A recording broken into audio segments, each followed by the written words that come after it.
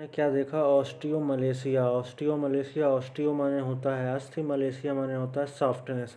ये रोग बुजुर्ग अवस्था में या प्रेग्नेंट लेडी में होता है। तो इस समय जब होता है तो इसे नॉर्मल माना जाता है, ठीक है।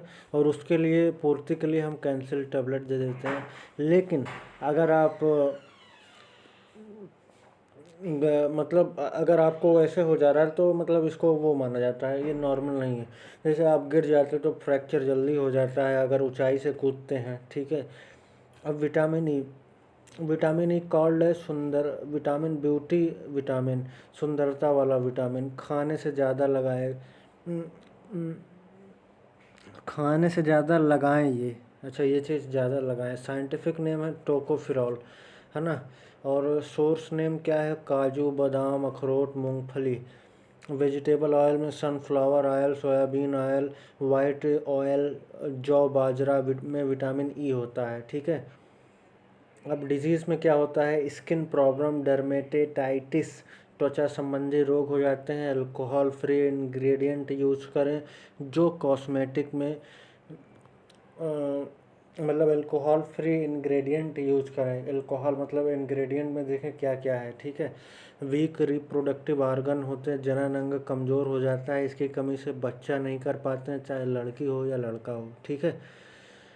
विटामिन ई की कमी से। ये था विटामिन के। देख लेते हैं, दो साइंटिफिक नाम है, फाइलोक्विनान, मेनाक्विनान, ठीक है।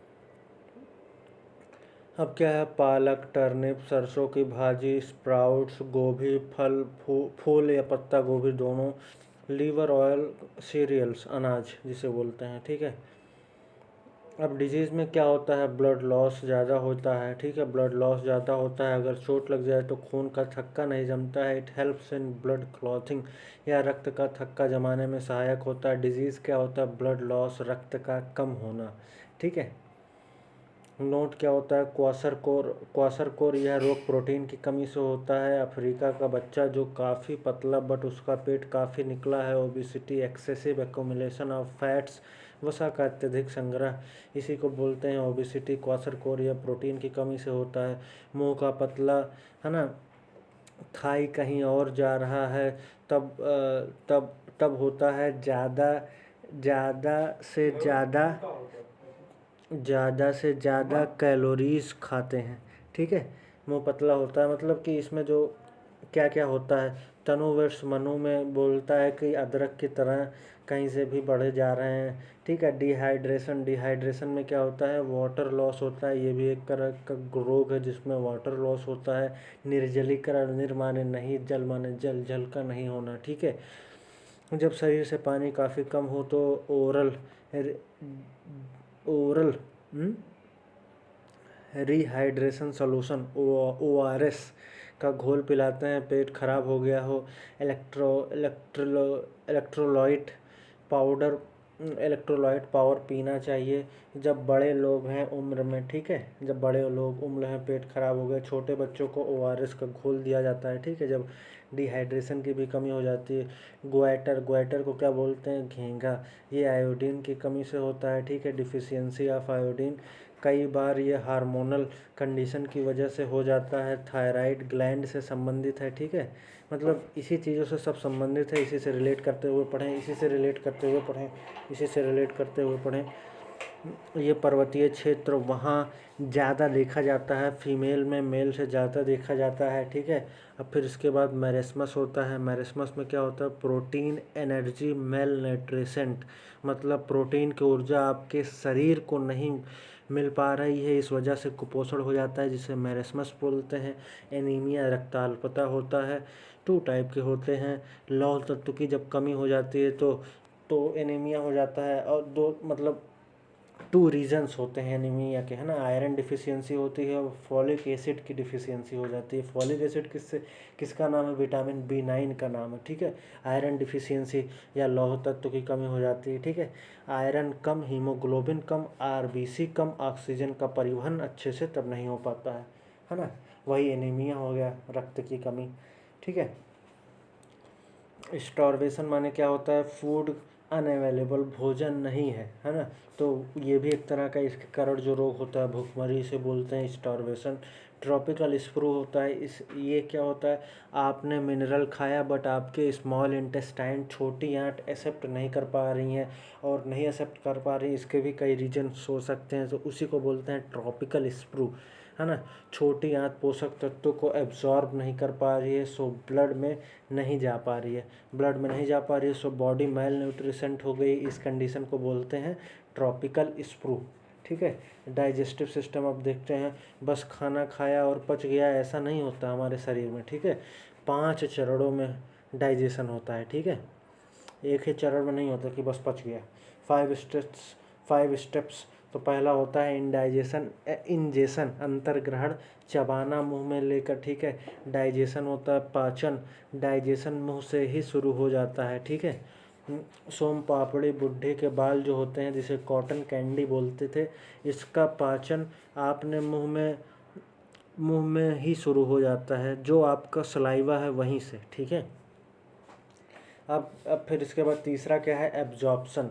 एब्जॉर्प्शन में क्या होता है, अवशोषण, खाना खा लिए, पच भी गया, अब पोषक तत्व न्यूट्रिएंट से बन गया, है ना, में बन गया, ठीक है, मतलब अब पोषक तत्व न्यूट्रिएंट्स में बन गया, इसी को ब्लड में मिलाना एब्जॉर्प्शन, है ना, कार्डियस। ये प्रोसेस स्मॉल इंटेस्टाइन छोटी आंत में सबसे ज़्यादा होती है, 6 से 7.5 मीटर लंबी होती है। छोटी आंत छोटी है लेकिन बहुत बड़ी है, छोटी आंत सबसे लंबी पार्ट होती है ना। अब देखिए यहाँ पे क्या हो रहा है कि यहाँ पे हो रहा है ऐसे ऐसे ऐसे ऐसे छोटे छोटे छोटे छोटे छोटे छोटे कुछ निकला हुआ, इसी को बोलते हैं विलीज, है ना। Finger like structure surface area को बढ़ा देता है, इस वजह से विली के माध्यम से ब्लड में जाएगा, है ना। सरफेस एरिया को ये बढ़ा देता है, कैसे सरफेस एरिया को बढ़ाएगा, एक उंगली निकली ऐसे मतलब एक ऐसे ही निकला, ऐसे समतल है लेकिन एक निकल गया तो इधर से इधर से इधर से इधर से इधर से सब जगह से हो गया, ठीक है। तो प्रोसेस कॉल्ड एज एब्जॉर्प्शन। फिर चौथा क्या होता है, एसिमिलेशन, स्वांगीकरण। अब रक्त में भी पहुंच गया बट अच्छा खा रहे तब भी थकान लग रही है ना, मतलब स्वांगीकरण की प्रक्रिया मजबूत नहीं है, ठीक है। कोशिका होती है जिसमें प्रोटोप्लाज्म जीव द्रव्य होता है, वो न्यूट्रिएंट्स ब्लड के थ्रू कोशिका तक पहुंच जा रहे हैं और कोशिका उसे आत्मसात अपने में मिला नहीं पा रही, दैट अपने में अगर मिला ले रही है तो उसी को बोलते हैं कार्डियस एसिमिलेशन। इजेशन क्या होता है, मल परित्याग, इजेशन और डेफिकेशन भी बोलते हैं, ठीक है। जब एक्स्ट्रा आलू खाओगे तो या तो फैट के रूप में बढ़ता जाएगा या तो मल के रूप में निकलता जाएगा, है ना, स्थूल। खाने के माध्यम में टॉक्सिन है तो वो मल के जरिए बाहर निकलता है, ठीक है, खाने वाले माध्यम में। अगर क्वेश्चंस आस्क्ड लाइक सीरीज़ में लगाएं, अच्छा इसको सीरीज़ में कैसे लगाते दीजिए, वही क्वेश्चन पूछा जाता है। अगर कोई भी एक काम ना करे तो पाचन में बहुत दिक्कत होती है, डाइजेस्टिव सिस्टम, ठीक है। एलिमेंट्री डाइजेस्टिव सिस्टम को बोलते हैं पाचन तंत्र, एलिमेंट्री कैनाल, और दो से में पाचन ग्रंथियां डाइजेस्टिव ग्लैंड होती हैं, और एलिमेंट्री कैनाल मतलब डाइजेस्टिव सिस्टम में 2 चीज़ें होती हैं, ठीक है। आहार नलिका जिसे बोलते हैं। अब ट्यूब जो मुख से गुहा यानी एनस तक गया है, called as alimentary canal. Alimentary canal की लंबाई 9 मीटर या 33 फीट होती है, ये भी आप समझ गए होंगे। कौन कौन से अंग लाइन में लगे होंगे, ठीक है, कौन कौन से अंग लाइन में लगे हैं ये भी देख लेते हैं। तो देखिए, माउथ कैविटी मुख गुहा, बकल कैविटी, है ना, ऊपर के जबड़े और नीचे के जबड़े के बीच की जगह जो खाली स्थान है, ठीक है, इसी को बोल दिया mouth cavity, buccal cavity. Oesophagus क्या होता है, OESO, है ना, वो साइलेंट है। तो ग्रास नलिका बोलते हैं, माउथ से आमाशय के बीच की लाइन होती है, लंबाई 25 सेंटीमीटर होती है, ठीक है, 25 सेंटीमीटर। स्टमक होता है, फिर इसके बाद है ना आमाशय जिसे बोलते हैं, स्टमक मतलब पेट नहीं होता है, ठीक है, स्टमक मतलब आमाशय। यह जे शेप का होता है, यहाँ खाना 4 से 5 आवर तक ऐसे ही रुका रहता है, बिल्कुल ऐसे ही पड़ा रहता है, कोई पाचन नहीं होता 4-5 आवर तक, ठीक है। स्मॉल इंटेस्टाइन छोटी आंत होती है, लंबाई कितनी होती है, 6 से 7.5 मीटर होती है, ठीक है। अगर ऑप्शन में दे 6 और 7.5 भी दे तो आंसर पर आप 7.5 पर टिक करेंगे, ठीक है। ये हो गया। अब स्मॉल इंटेस्टाइन के 3 पार्ट होते हैं, ठीक है। इसमें क्या होता है, ड्यूडिनम, जूजिनम, इलियम। ड्यूडिनम को बोलते हैं ग्रहणी भी बोलते हैं, ठीक है। अब इम्पॉर्टेंट है पहला वाला ड्यूडिनम। स्मॉल इंटेस्टाइन में सबसे ज़्यादा पाचन होता है, सबसे ज़्यादा अवशोषण भी होता है, ठीक है। सबसे ज़्यादा पाचन अवशोषण विली कहाँ पे है? ड्यूडेनम में होता है भाई साहब, ठीक है, ये आपको समझ में आ गया होगा। सीकम क्या होता है? छोटी आंत से बड़ी आंत में जाने से पहले वो सीकम में जाता है, ठीक है। छोटी आंत से बड़ी आंत में खाना जाने से पहले सीकम में जाता है। छोटी आंत से या बड़ी आंत मिलते हैं, वहाँ का स्ट्रक्चर ये दिखाने के लिए कोशिश की गई, कॉल्ड एज सीकम, ठीक है। अब देखिए ये छोटी आंत है ना, ये जो है ये छोटी आंत है और ये बड़ी आंत है, ठीक है। अब ये छोटी आंत से ऐसे ऐसे जा रहा है, फिर यहाँ पे बड़ी आंत है, ठीक है। तो बड़ी आंत, this structure called as caecum. इसी सीकम का एक भाग नुकीला जैसा होता है, जिसे वर्मी फॉर्म या अपेंडिक्स बोलते हैं, ठीक है, जो लोगों का अपेंडिक्स का ऑपरेशन होता है, ठीक है। अब सीकम क्या होता है? वेस्टिजल ऑर्गन होता है। वेस्टिजल ऑर्गन मतलब अवशेषी अंग होता है।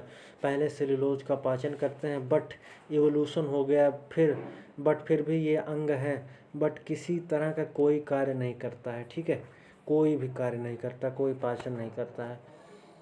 जब छोटी आंत से बड़ी आंत में जाता है, जब छोटी आंत से बड़ी आंत में जाता है तो कुछ चीज़ें चिपक जाती हैं, और जब यहाँ पाचन नहीं होता तो सड़ जाती हैं और फूल जाती हैं, और आपस के अंग को दिक्कत, आसपास के अंग को दिक्कत देती हैं। वर्मी फॉर्म अपेंडिक्स, इसी को काट कर निकाल देते हैं सर्जरी में, ठीक है।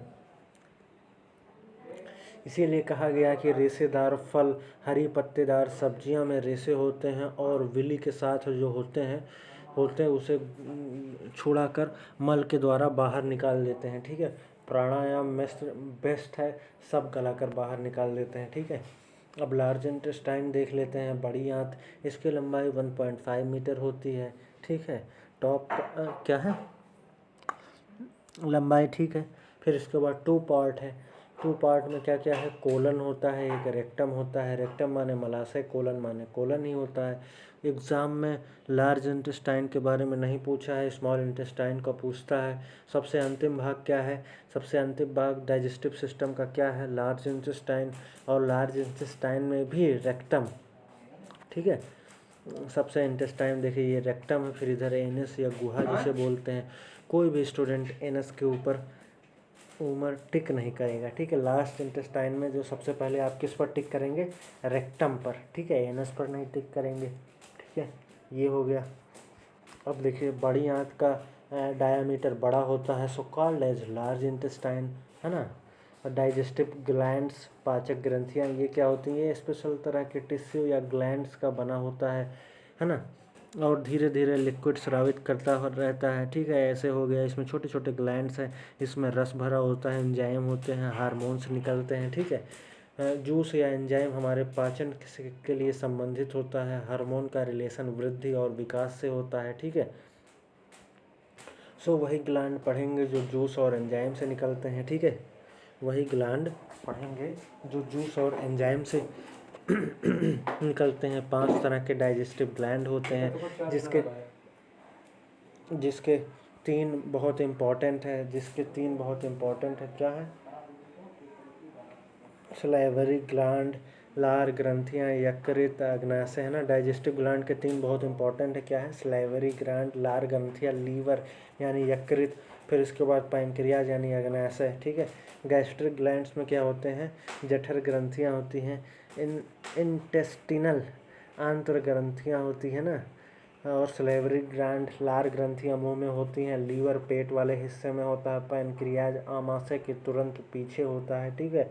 सलेवरी ग्लैंड, लार ग्रंथियाँ होती हैं, ठीक है। It is present in buccal cavity on mouth cavity, ठीक है। यह मुख गुहा में उपस्थित होती है, ठीक है। 3 पेयर्स होते हैं, 3 जोड़ी मुंह में उपस्थित होती है ना, 3 जोड़ियों मुंह में उपस्थित होते हैं। सीक्रेट सलाइवाज या लार स्रावित करती है। जब खाने की चीज़ें देखते हैं, गोलगप्पा तो पानी से भर जाता है, तो यही सलाइवा होता है। सलाइवा के अंदर 2 तरह के एंजाइम होते हैं, ठीक है। टाइलिन, यहाँ पे पी साइलेंट है, और सलाइवरी एमाइलेज, ठीक है। जो भी खाना खाया जाता है तो उसमें स्टार्च मड होता है, ठीक है, कार्बोहाइड्रेट, टाइलिन, है ना। माल्टोज क्या है? सिंपल कार्बोहाइड्रेट में कन्वर्ट होता है ना। मतलब जो भी खाना खाया जाता है उसमें स्टार्च, माड, स्टार्च या कार्बोहाइड्रेट होता है, ठीक है। स्टार्च जो कि अब ये टाइलिन क्या करता है, माल्टोज में करता है सिंपल कार्बोहाइड्रेट जो कि है हल्का सा मीठापन लगता है माल्टोज के कारण ही, है ना। कभी कभी प्रोटीन का पाचन यहाँ माउथ से ही स्टार्ट नहीं होता, कभी भी प्रोटीन का पाचन यहाँ माउथ से स्टार्ट नहीं होता है, ठीक है। ग्लूकोज बनता है तो पौधों में स्टार्च के रूप में इकट्ठा हो जाता है ना, ग्लूकोज बनता है तो पौधों में स्टार्च के रूप में इकट्ठा होता है ना। और क्या है लाइसोसोम, लाइसोजाइम क्या होता है, जब आप खाना ना खाएं तो मुख में अपने आप बैक्टीरिया उत्पन्न हो जाती है, तो एंटी बैक्टीरियल प्रॉपर्टी, जीवाणु रोधी बैक्टीरिया को ख़त्म करता है लाइसोजाइम, है ना। ये बहुत ही इंपॉर्टेंट हो गया ये भी। अब यकृत क्या होता है, लीवर एब्डोमिनल रीजन में उपस्थित होता है, उदर गुहा जिसे बोलते हैं उसमें उपस्थित होता है।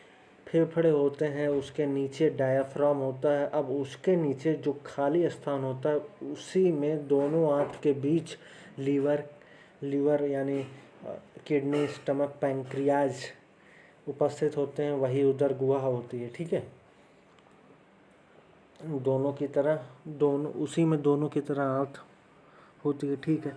शेप क्या होता है, बाई लोब्ड शेप होता है, द्विपालीय संरचना होती है। बाई माने दो, लोब्ड माने गोलाकार आकृति, ठीक है। अब एक गोलाकार आकृति देखिए यहाँ पे फोटो बनाई गई है, एक गोलाकार आकृति फिर दूसरी गोलाकार आकृति, इसी को कहते हैं बाई लोब्ड शेप, ठीक है। मानव शरीर की तरह यह सबसे बड़ी ग्रंथि होती है, ठीक है। लार्जेस्ट ग्लैंड ये होती है, ठीक है। नोट क्या है, लार्जेस्ट एंडोक्राइन ग्लैंड, सबसे बड़ी अंतःस्रावी ग्रंथि, थायराइड, है ना। लार्जेस्ट एंडोक्राइन ग्लैंड, सबसे बड़ी अंतःस्रावी ग्रंथि थायराइड होती है। और वैसे तो यकृत सबसे बड़ी ग्लैंड है ना, लार्जेस्ट ग्लैंड। पहली गोलाकार आकृति, दूसरी गोलाकार आकृति। It is the largest internal organ, यह लीवर के लिए कहा जा रहा है, यह सबसे बड़ा आंतरिक अंग भी है, ठीक है। लार्जेस्ट ऑर्गन, सबसे बड़ा अगर पूछा जाए ऑर्गन में तो सबसे पहले स्किन, त्वचा होता है, लेकिन इंटरनल में सबसे बड़ा पूछा जाए तो वो होता है लीवर, ठीक है। Liver is the also known as laboratory of human body, इससे मानव शरीर की प्रयोगशाला भी कहा जाता है, ठीक है। लीवर में उपापचयन यानी मेटाबॉलिक एक्टिविटी दिखाई देती है, टूटने जुड़ने की क्रिया को उपापचयन बोलते हैं, ठीक है। यूरिया बनता है लीवर में, है ना। It is site of synthesis of urea, ठीक है। It is site of synthesis of urea, यहाँ से ब्लड यूरिया को लेकर किडनी में जाता है और किडनी से यूरिया छन जाता है, ठीक है। सबसे छोटी ग्लैंड होती है पीनियल ग्लैंड, ठीक है। सबसे छोटी ग्लैंड कौन सी होती है, पीनियल ग्लैंड, ठीक है। वेट ऑफ लीवर क्या होता है, भार क्या होता है, 1.5 to 1.8 kg होता है, दोनों ऑप्शन में है तो 1.8 पर टिक लगाकर आएंगे। यही विटामिन ए डी के का संग्रह सबसे ज़्यादा होता है, स्टोरेज सबसे ज़्यादा होता है। अब लीवर में किस तरह के डाइजेशन की मदद करता है, लीवर सिक्रेट्स बाइल जूस, पित्त रस, ठीक है। लीवर में किस तरह से डाइजेशन में मदद करता है वही पढ़ रहे हैं। अब लीवर क्या करता है, स्रावित करता है पित्त रस, जो स्टोर रहता है उसी में पित्ताशय ग्लैड ब्लैडर में स्टोर रहता है, ठीक है। कभी भी निकलता रहता है, अगर ज़रूरत थी तो निकला ही नहीं, या ज़्यादा निकल कर घूमता रहे तो भी दिक्कत है, ठीक है। तो इसलिए स्टोर करने के लिए एक अंग होता है गैल ब्लेडर, पित्ताशय, ठीक है, गैल ब्लेडर, है ना। मतलब इसीलिए गैल ब्लेडर है क्योंकि अगर निकलता रहे तो उतनी ज़रूरत नहीं है ना। और अगर ज़्यादा निकल कर घूमता रहे तो भी दिक्कत है, ठीक है। बाइल जूस क्या होता है, एल्कली नेचर, क्षारीय प्रकृति का होता है। अब बाइल जूस, इसमें दो तरह के साल्ट दिखाई देते हैं, कॉल्ड एज बाइल सॉल्ट, पित्त सॉल्ट, है ना। पित्त रस में दो तरह के लवण होते हैं जिसे पित्त लवण बोलते हैं, ठीक है। एक पहला क्या होता है बिलीरुबिन, दूसरा होता है बिलीवर्डी, ठीक है। दोनों क्षारीय प्रकृति के होते हैं, जैसे खाना खाते हैं तो एसिडिक हो जाता है खाना, तो उसे अब एसिडिक कैसे होता है, HCl मिल जाता है भाई साहब, तो उसे बेसिक करने के लिए दो सॉल्ट आते हैं, ठीक है। और स्टूल यानी मल को येलो बनाते हैं यही दोनों सॉल्ट आते हैं। क्या नाम है? बिलीरुबिन, बिलीवर्डी, ठीक है। स्टोल यानी मल को योलो बनाने का काम यही दो एल्कली साल्ट करते हैं, ठीक है। लीवर में रीजनरेशन, पुनः निर्माण की क्षमता है। ये क्षमता बहुत ज़्यादा, थोड़ा थोड़ा या खुद को बनाता रहता है। अगर 2 से 5% ये खुद को बना रहा है ना। सबसे ज़्यादा है रीजनरेशन, पुनर्निर्माण की। अगर लीवर सही तरीके से काम नहीं करता तो ये बिलीरुबिन और बिलीवर्डिन सही तरीके से काम नहीं कर पाते हैं ना, मतलब कि तो यही हुआ इसका मतलब। ये लवण ब्लड के थ्रू एक जगह से दूसरे जगह तक चले जाते हैं अगर आपको पीलिया हो जाता है, क्योंकि यही दो लवण अपना प्रॉपर अच्छा काम नहीं कर रहे हैं, ठीक है, इसीलिए पीलिया हो जाता है। सबसे कम रीजनरेशन की क्षमता ब्रेन में होती है ना। सबसे ज़्यादा किस में होती है? कम से कम 2 से 5% होता है, ठीक है। बाइल जूस प्लस प्लस दोनों साल्ट का काम, यानी पित्त रस प्लस दोनों साल्ट का काम क्या है? ये खाने में क्षारीय बनाता है, ठीक है। एक तो काम ये हो गया। इमल्सिफिकेशन ऑफ फैट, वसा का इमल्सिफिकेशन, इमल्सीकरण या पायसीकरण होता है। जैसे मोमबत्ती की मोम पिघलती, वैसे ही जो घी, छोला भटूरा का फैट है धीरे धीरे पिघलता है। इसी को बोलते हैं इमल्सिफिकेशन, है ना, या पायसीकरण भी कर बोलते हैं, ठीक है। अब पैंक्रियाज अग्न्याशय के बारे में पढ़ लेते हैं। लीफ लाइक स्ट्रक्चर होता है जो स्टमक आमाशय के पीछे होता है। मिक्स्ड ग्लैंड, मिश्रित ग्रंथि भी इसे कहा जाता है। इसे 2 तरह के सेल देखने को मिलते हैं पैंक्रियाज यानी अग्न्याशय में, और लीफ लाइक स्ट्रक्चर होता है, ठीक है, जो स्टमक के आमाशय के पीछे होता है, ठीक है। अब क्या होता है? 2 तरह के सेल कौन कौन से हैं? Exocrine cell, endocrine cell. बाह्यस्रावी कोशिकाएं, अंतःस्रावी कोशिकाएं, ठीक है। बाह्यस्रावी कोशिकाएं, पहले इनके बारे में बात कर लेते हैं। ये जूस एंड एंजाइम निकलता है, ठीक है, बाह्यस्रावी कोशिकाओं से। एंजाइम जो पैंक्रियाज से निकलते हैं ना, ट्रिप्सिन, न्यूक्लियेज, एमाइलेज, लाइपेज, ठीक है। डाइजेशन ऑफ द फूड, भोजन का पाचन। मुख में स्लाइवरी ग्लैंड, लार ग्रंथियाँ, है ना। टीथ, दांत होते हैं। टंग, जीभ होते हैं। ये लार ग्रंथियाँ हो चुका है, सो ये दोनों के बारे में पढ़ेंगे, टीथ और टंग। तो टीथ क्या होते हैं, ठीक है, ये क्या होते हैं? मैक्सिलरी ट्रीथ, मैंडिबुलरी ट्रीथ। फिर इसके बाद ऊपर